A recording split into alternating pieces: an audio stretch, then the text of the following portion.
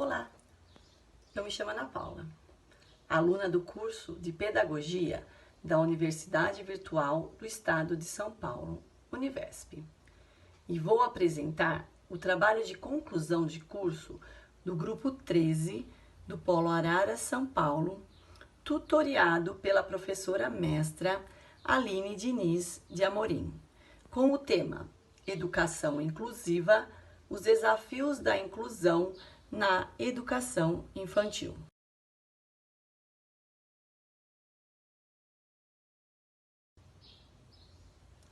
Esse trabalho apoiou-se em uma pesquisa bibliográfica sobre a educação inclusiva, com levantamentos bibliográficos consultados nos bancos de dados do Google Acadêmico e em artigos que versam sobre educação inclusiva na educação infantil.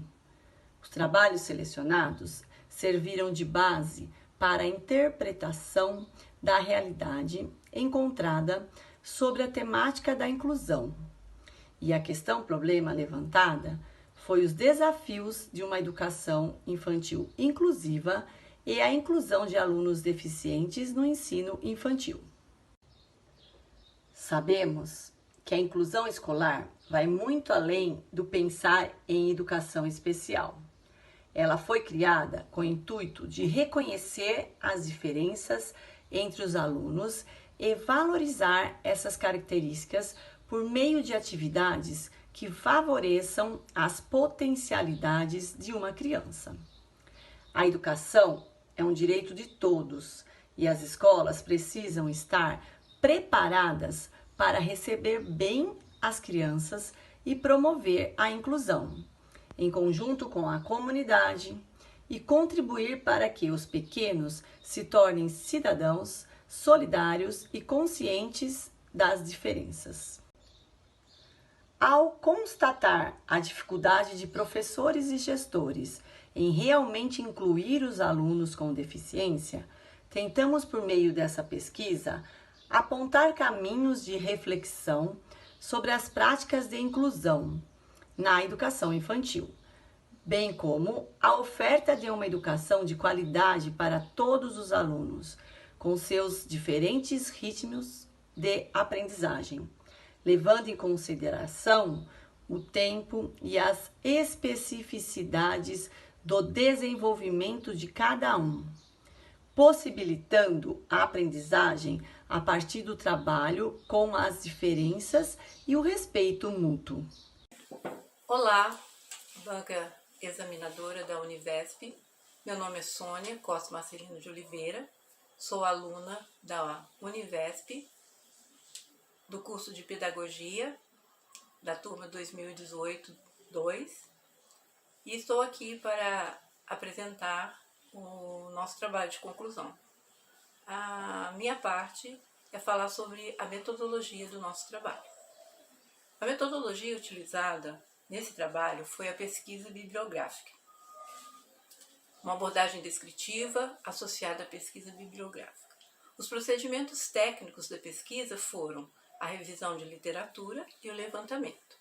A base de dados consultada para o levantamento dos trabalhos analisados foi o Google Acadêmico. E os critérios de seleção dos artigos foram assuntos relacionados aos objetos de pesquisa, educação infantil, educação inclusiva e o recorte temporal dos últimos 5 anos. Da educação especial à educação inclusiva, o lugar da educação infantil. A liberdade é inventada, porque os humanos não são iguais. Se fôssemos todos seres idênticos, o conceito de igualdade que revela a moral e a política não teria sentido. O que lhe dá valor é a importância é a pluralidade da existência humana. Carvalho, 2014.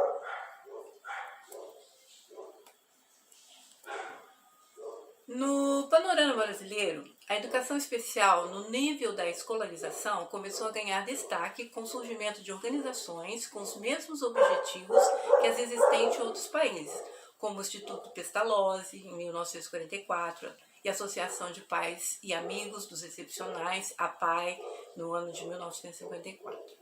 Em 1973, foi criado o Centro Nacional de Educação Especial, o CENESP, que contribuiu para que o desenvolvimento de metas e políticas públicas voltadas a esse público.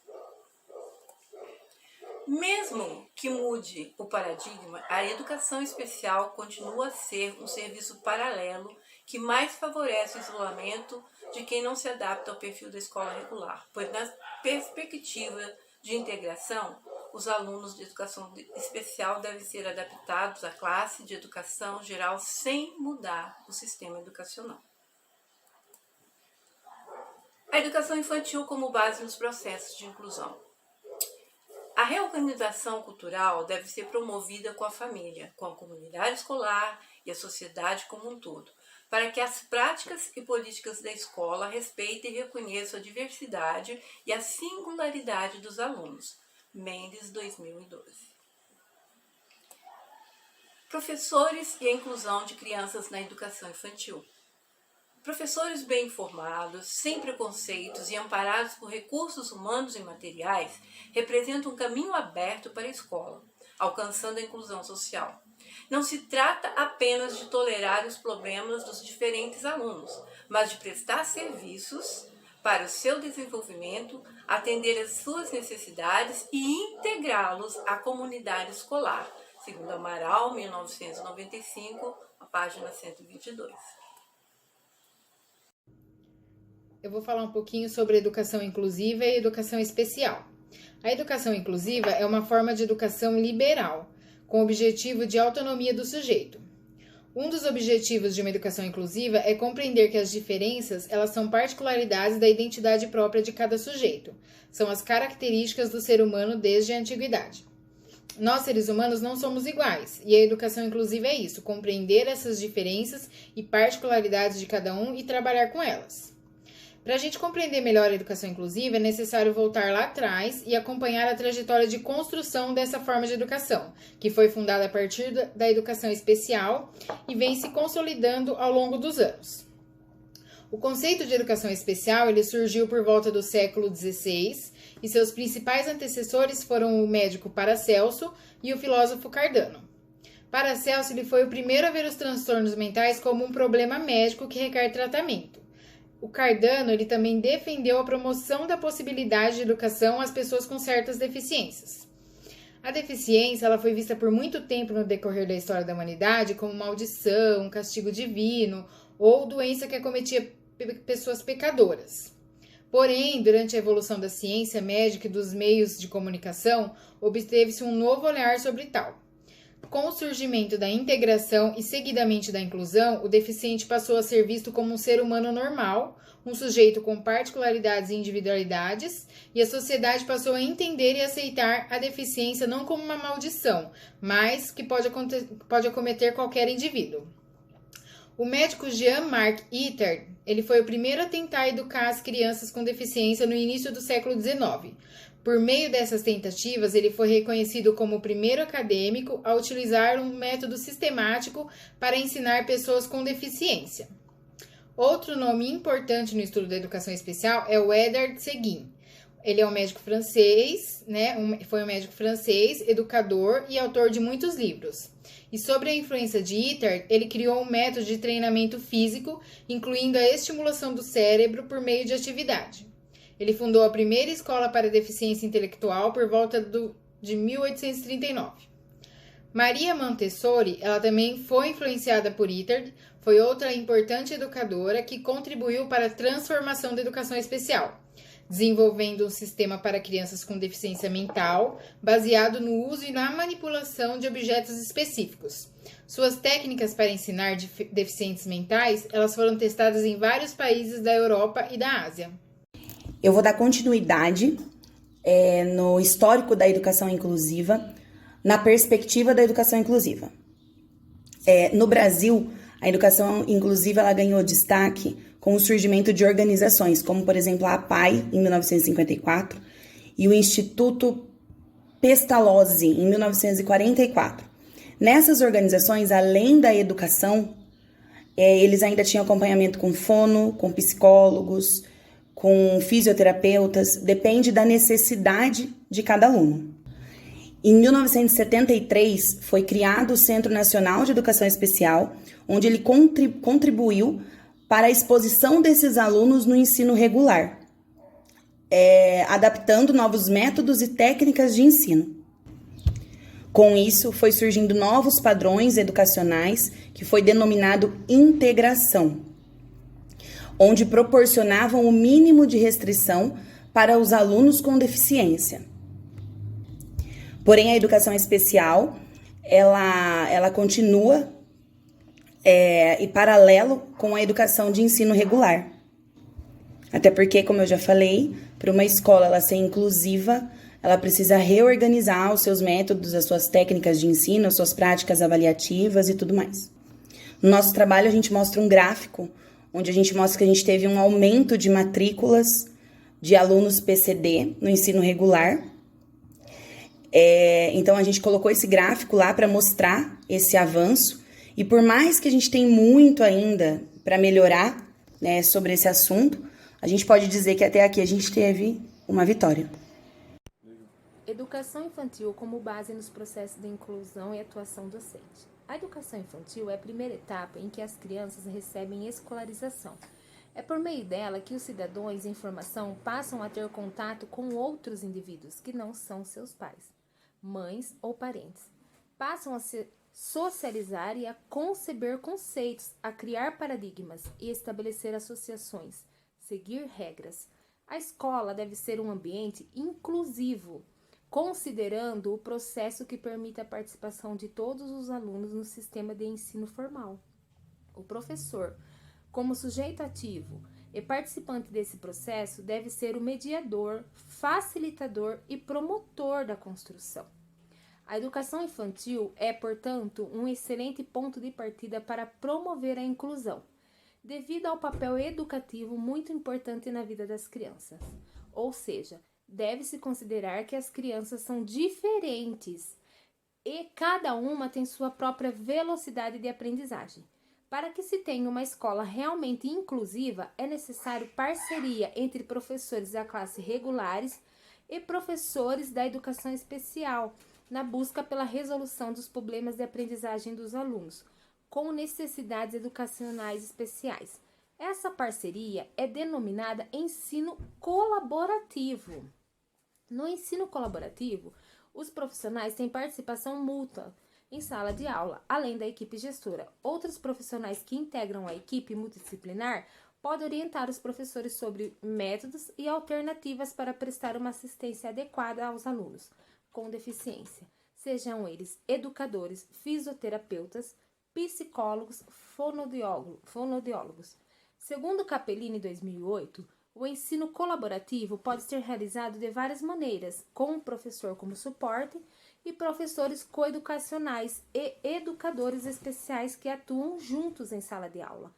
Mas um professor fornece orientação e o outro professor fornece suporte para os alunos. A colaboração implica em compartilhar o espaço da sala de aula, bem como a responsabilidade de planejar, organizar, avaliar os conteúdos e a apropriação dos conhecimentos por parte do aluno. Entretanto, para que isso aconteça de fato, é necessário que exista uma parceria, uma relação de cumplicidade. É um entendimento mútuo entre os docentes. Entende-se, portanto, que as parcerias podem ocorrer tanto dentro da escola, com os docentes, alunos, pedagogos e demais profissionais, quanto fora da sala de aula, com a família e a comunidade local. Assim, quanto mais envolvidos e organizados todos estejam para que essas parcerias aconteçam, maior será o sucesso nos processos de inclusão, principalmente na educação infantil. A formação do professor, como deve ser naturalizada por seus métodos, prática de ensino, avaliação e outras tarefas. Os gestores da escola também precisam entender que as crianças especiais precisam de mais apoio, não apenas sobrecarregando os professores, mas também fornecendo todo o apoio necessário. Esses alunos desafiaram a capacidade dos professores das escolas de proporcionar educação para todos, respeitando as necessidades de todos. Podem contar com ajuda e podem ajudar seus colegas a resolverem suas dificuldades para que possam viver juntos. A educação de alunos com deficiência tem o mesmo objetivo que a educação de qualquer cidadão.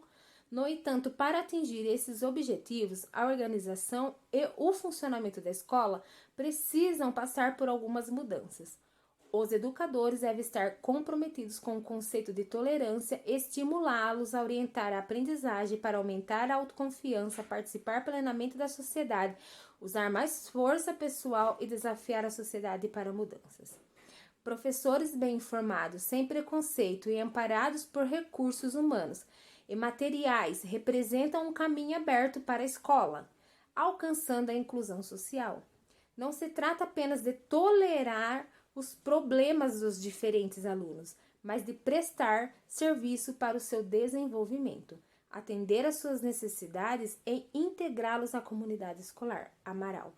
A tolerância deve ser entendida como uma nova perspectiva para as pessoas com necessidades especiais, pois pressupõe que grupos excluídos participem mais de situações comuns, sejam em escolas especiais ou em grupos que nunca tiveram contato com eles, estão isolados em sua própria comunidade.